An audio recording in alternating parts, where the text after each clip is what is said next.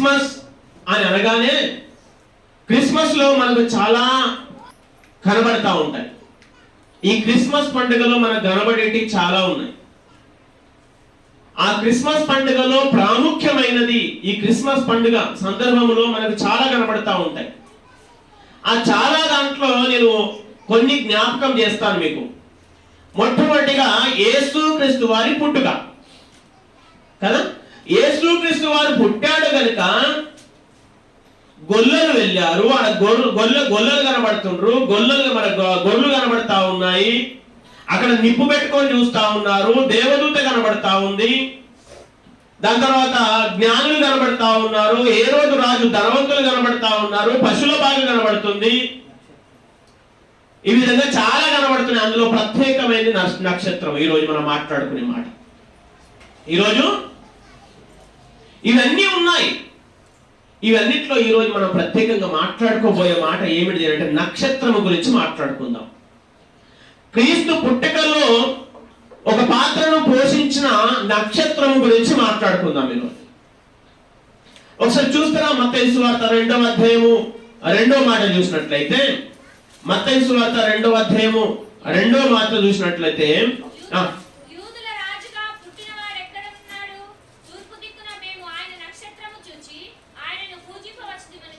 హల్లెలూయా. ఏం కనబడుతుందండి? జ్ఞానులను వెలిగించిన నక్షత్రము. ఎవరిని వెలిగించిందండి? జ్ఞానులను. వాళ్ళు జ్ఞానులు కానీ వాళ్ళని మరింత జ్ఞానవంతులుగా చేసింది ఒక నక్షత్రము.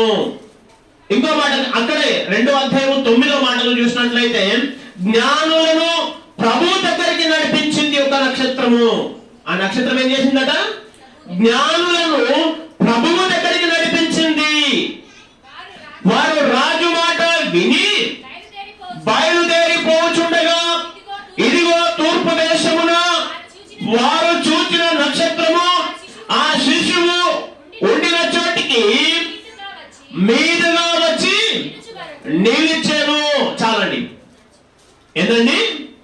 ఆ నక్షత్రము యేసుక్రీస్తు వారిని, ఇదిగో సృష్టికర్త అయిన దేవుణ్ణి చూయిస్తా ఉంది. ఆ నక్షత్రాన్ని చూస్తూ ఈ జ్ఞానులు వెళ్తా ఉన్నారు కనుక అక్కడికి వెళ్ళి ఎక్కడికి పోయి ఆగింది నక్షత్రం అనేట్లకే యేసుక్రీస్తు వారు ఎక్కడైతే ఏ భాగంలోనైతే ఉన్నాడో, యేసుక్రీస్తు వారు ఎక్కడైతే ఉన్నాడో ఆ ప్రాంతానికి మరి ఈ నక్షత్రము నడిపించింది. మరి మళ్ళీ అక్కడే 9వ మాట 2వ అధ్యాయం 9వ మాటలు చూస్తున్నాడు. జ్ఞానులను నడిపించిన నక్షత్రము. ఏం కనబడుతుంది ఆ వచనంలో? 2 జ్ఞానులను ప్రభు దగ్గరికి చేర్చింది, జ్ఞానులను నడిపించింది, వారికి తోవను జయించిన నక్షత్రము. హల్లెలూయా. దాని తర్వాత అక్కడ 2వ అధ్యాయం 9వ మాటలు అక్కడ చూసినట్లయితే, నక్షత్రము దేవుని దగ్గరకు నడిపించింది గనుక ఈ సృష్టికర్త అయిన దేవుణ్ణి చూడడానికి ఈ నక్షత్రము ఆ జ్ఞానులకు ఎంతగానో దోహదపడ్డది. ఈ సృష్టికర్త అయిన దేవుణ్ణి పూజించడానికి జ్ఞానులకు ఎంతగానో దోహదపడ్డది, సహాయము చేసింది. దాని తర్వాత వారికి ముందుగా మరి ప్రభు దగ్గరికి మరి వారిని ఈ జ్ఞానులను తీసుకెళ్ళడానికి మరి దోహదపడ్డది. ఈ జ్ఞానులను లేదా ప్రభు అయిన యేసుక్రీస్తు వారి దగ్గరికి, ఇదే సృష్టికర్త అయిన దేవుని దగ్గరికి నడిపించింది నక్షత్రము. ఏదండి? జ్ఞానులను దేవుని దగ్గరికి నడిపించింది ఈ నక్షత్రము. మరి 2వ అధ్యాయం 10వ మాటలు చూసినట్లయితే, ప్రభువు ఇంటి మీదికి చేరిన నక్షత్రము. ప్రభువు ఇంటి మీద యేసుక్రీస్తు వారు ఎక్కడైతే ఉన్నాడో అక్కడ వెళ్ళి ఆ ఇంటి మీద పోయి నిలబడ్డది నక్షత్రము. ఇదిగో ఇక్కడే యేసుక్రీస్తు వారు ఈ సర్వ సృష్టికి అధికారి, ఈ సృష్టి మీద ఉన్న ప్రతి మానవుని పాపమును పరిహరించడానికి వచ్చిన ఆ సృష్టికర్త అయిన దేవుడు ఇక్కడే ఉన్నాడు అని అక్కడ నిలబడి చూపిస్తా ఉంది, అక్కడ మెరుస్తా ఉంది. ఇక్కడ ఉన్నాడు క్రీస్తు అని చెప్పేసి. హల్లెలూయా. అక్కడే మన 2వ అధ్యాయం 10వ వచనం 11వ వచనాన్ని చూసినట్లయితే, జ్ఞానులను ఆనందింపజేసిన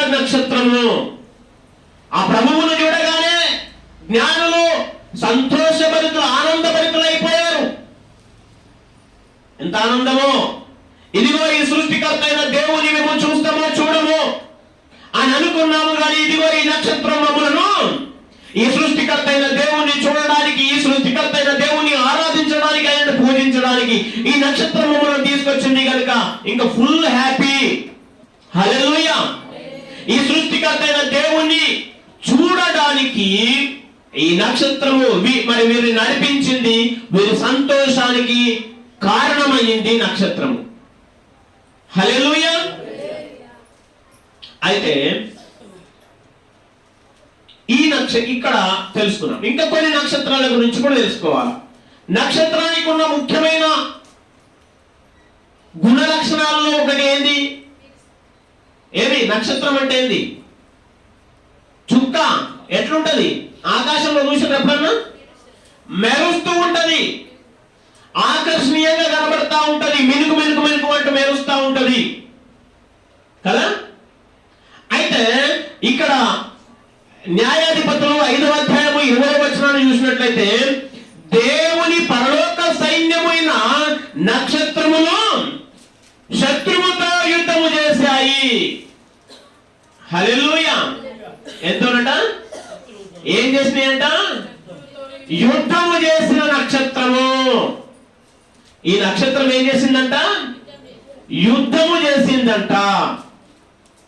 మరి యుద్ధం చేసే నక్షత్రాలు వచ్చి మనుషులతో యుద్ధం చేసినాయి అని చెప్పేసి అంటే, ఈ నక్షత్రాలు రాసులు ఈ భూమిలో ఉన్న ఈ నవగ్రహాలన్నీ కూడా లేదా పనిచేస్తాయి, అవి మరి ఉన్నాయి అని చెప్పేసి అంటే దానికి నేను సపోర్ట్ చేయట్లేను, దానికి బైబిల్ కూడా సపోర్ట్ చేయదు. కాకపోతే ఇక్కడ చూసినట్లయితే ఆ వచనాన్ని చక్కగా పరిశీలన చేసినట్లయితే, నక్షత్రము అనగా దేవదూతలు, లేదా కొన్ని సందర్భాలలో దేవుడు కూడా అని మనకు కొన్ని పుస్తకాల్లో కనబడతా ఉంటాయి. నక్షత్రము అని అనగా దేవుడు లేదా దేవదూతలు అని ఎక్కువ సందర్భాల్లో, నేను ఎక్కువ నక్షత్రం అని అంటే దేవదూతలు అనే దానికి ఎక్కువ సపోర్ట్ చేస్తా. కానీ ఇక్కడ న్యాయాధిపతులు 5వ అధ్యాయము 20వ వచనంలో మాత్రము దేవుడే యుద్ధము చేశాడు నక్షత్రముల వలె వచ్చి అని చెప్పేసి అని అక్కడ కనబడతా ఉంటది. హల్లెలూయా. ఈ నక్షత్రము ఎవరు అని అంటలకే ఏకంగా దేవుడు లేదా దేవుని చేత పంపబడ్డ ప్రజలు, దేవుని చేత పంపబడ్డ దేవదూతలు వచ్చి అక్కడ యుద్ధము చేసినట్టుగా మనం చూస్తా ఉన్నాము. హల్లెలూయా. దాని తర్వాత యోబు గ్రంథము 38:7వ వచనాన్ని చూసినట్లయితే, ప్రభువును గురించే పాడే నక్షత్రము. ఈ నక్షత్రం ఎలాంటిదంట? దేవుణ్ణి స్తుతించేది, దేవుణ్ణి ఆరాధించేది, దేవుని నామాన్ని మహిమపరిచేది గాను ఈ నక్షత్రము ఉన్నది. దాని తర్వాత యెషయా గ్రంథము 14వ అధ్యాయము 12వ వచనాలు చూసినట్లయితే, గర్వించి పాడద్రోయబడిన నక్షత్రము. ఏంటంట? గర్వించి పాడద్రోయబడిన నక్షత్రము. ఈ నక్షత్రం ఏమిటంటే లూసిఫర్ ని చూపిస్తా ఉంది. ఎవరు చూపిస్తుంది? ఓ ఏమంటాడు అక్కడ? తేజో నక్షత్రమా, వేకువ చుక్కము, అయిపోయింది నీ పని. ఇంకా ఇదిగో దేవుని దగ్గర నువ్వు ఒక గొప్పవానిగా ఉంటివి, పాడేదానిగా ఉంటివి, ఆడేదానిగా ఉంటివి, దేవుని మనసును గెలిచే వ్యక్తిగా ఉంటివి, కానీ నక్షత్రమా ఈ రోజు పడిపోయినవు అన్న మాటలు అక్కడ కనబడతా ఉన్నాయి. హల్లెలూయా. గర్వము చేత త్రోసివేయబడిన నక్షత్రము.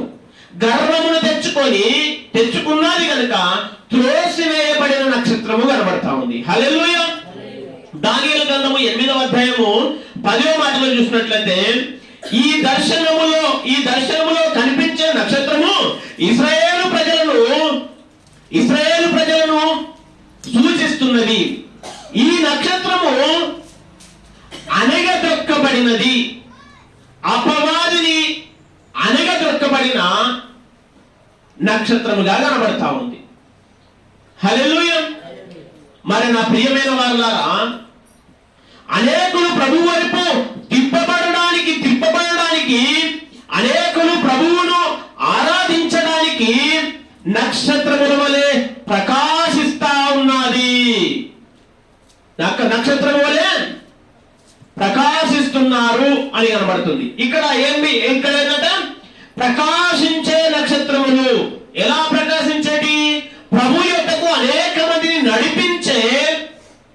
నక్షత్రము. ఇక్కడ దానియేలు గ్రంథము 12వ అధ్యాయము 3వ మాటలో కనబడతా ఉంది.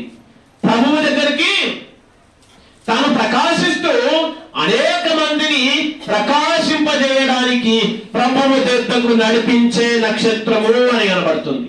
హల్లెలూయా. దాని తర్వాత ప్రకటన గ్రంథము 1వ అధ్యాయము 20వ వచనాలను చూసినట్లయితే సంఘ దూతకు సాదృశ్యమైన నక్షత్రము.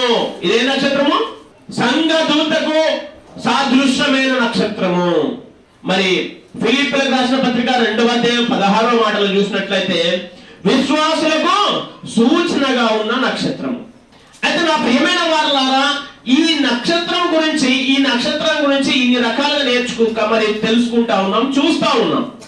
కానీ ఈరోజు యేసుక్రీస్తు వారు అంటా ఉన్నాడు, నీవు ఒక నక్షత్రం అయి ఉన్నావు. ఏమై ఉన్నావు? నీవు ఒక నక్షత్రమై ఉన్నావు. నీవు కూడా ఇక్కడ మత్తయి సువార్తలో కనబడతా ఉంటది, ఇదిగో నీవు లోకానికి వెలుగై ఉన్నావు అని అంటాడు. ఏమంటాడండి? నీవు లోకానికి వెలుగై ఉన్నావు, ఇదిగో నువ్వు వెలిగించే వ్యక్తివై ఉన్నావు అని అంటా ఉన్నాడు.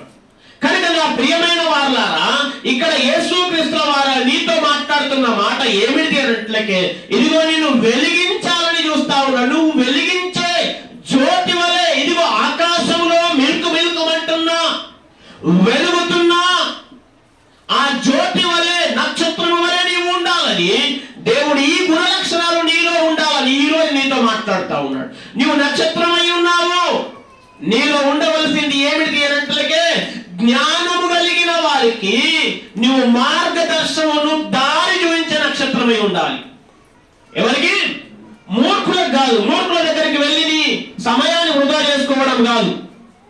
జ్ఞానము కలిగిన వారికి, జ్ఞానవంతులకి నువ్వు మార్గదర్శకత్వముగా ఉండి, వారిని వెలిగించే వ్యక్తిగా ఉండి, వారికి త్రోవ చూపించే వ్యక్తిగా నీవు ఉండాలని ఈరోజు దేవుడు నీతో మాట్లాడుతూ ఉన్నాడు. జ్ఞానులను ప్రభువు దగ్గరికి నడిపించే వ్యక్తిగా నీవు ఉండాలి. జ్ఞానులకు నువ్వు దారిని చూపించే వ్యక్తిగా ఉండాలి. నక్షత్రము దేవుని దగ్గరకు నడిపించింది కనుక నీవు కూడా ఒక నక్షత్రమై దేవుని దగ్గరికి నడిపించే వ్యక్తిగా ఉండాలి. ఇంటి మీద నక్షత్రము. హల్లెలూయా. నా ప్రియమైన వారలారా, ఆ నక్షత్రము ఏ విధంగానైతే ప్రకాశవంతంగా మెరుస్తా ఉన్నదో, నీవు కూడా ఆ విధంగా ప్రకాశించే వ్యక్తిగా ఉండాలి అని దేవుడు ఈరోజు నీతో మాట్లాడుతా ఉన్నాడు. మరి నక్షత్రము దేవుణ్ణి చూయిస్తా ఉన్నది. నీవు కూడా దేవుని చూయించే వ్యక్తిగా ఉండాలి. నీవు మెరాలి, నీవు వెలగాలి, ఎదుటి వారిని నువ్వు వెలిగించే వ్యక్తిగా ఉండాలి అని కనబడుతుంది. మరి నా ప్రియమైన వాళ్ళారా, అక్కడ జ్ఞానం నడిపించింది, నక్షత్రము దేవుని దగ్గరికి వెళ్ళి నిలబడ్డది. మరి నువ్వు ఈరోజు దేవుని దగ్గర నిలబడే వ్యక్తిగా ఉన్నావా? దేవుని సముఖములో నువ్వు నిలబడే వ్యక్తిగా ఉన్నావా? ఒకసారి ప్రశ్న వేసుకోవాలి మనల్ని మనం. నక్షత్రము దేవుని దగ్గరకు నడిచింది అనగా ఈ సృష్టి దేవుని ద్వారానే కలిగింది అని తెలుసుకోవడానికి దేవుని మాట విన్నది నక్షత్రము. మరి సృష్టి అంతా కూడా లేదా, ఇదిగో ఈ సృష్టికర్త అయిన దేవుని ద్వారా నిర్మింపబడినది అన్న విషయాన్ని నీవైనా ఈరోజు తెలుసుకున్నావా లేదా? నువ్వు తెలుసుకుంటే నక్షత్రానివి, లేకపోతే కష్టమేనండి.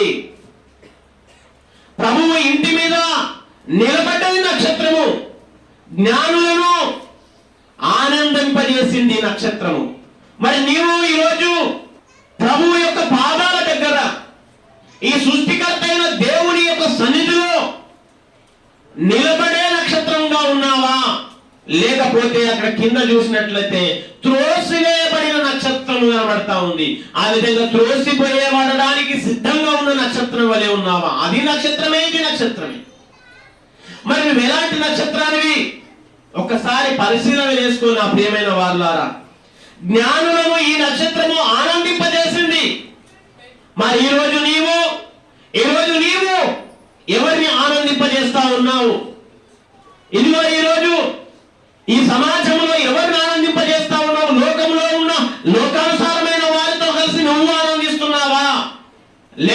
సృష్టికర్త అయిన దేవునితో కలిసి, జ్ఞానులతో కలిసి జ్ఞానులను ఆనందింపజేస్తున్నావా?